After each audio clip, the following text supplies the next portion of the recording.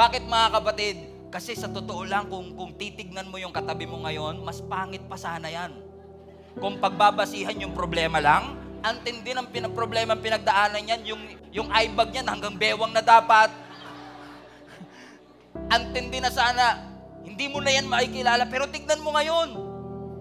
Very radiant ang mukha, parang may glory. Ang Panginoon, bakit? Press but not crush. Piniga pero hindi nadurog. Amen. Nagpatuloy kasi. O tignan nyo yung mga sumuko, ano nangyari? Kasi, alam nyo mga kapatid, we are so blessed. We are so blessed. Ang mga Kristiyano, we are so blessed because we know something that other people don't. Kaya tayo nakakapagtiis. Kaya nakakapagsimba ka pa rin kahit wala kang pera. Kaya nakakangiti ka pa rin kahit wala kang pang-ulam. Parang ang dami nag-amen doon sa pera. Alam mo yan, Mars, ha? Mamaya, pautang, ha?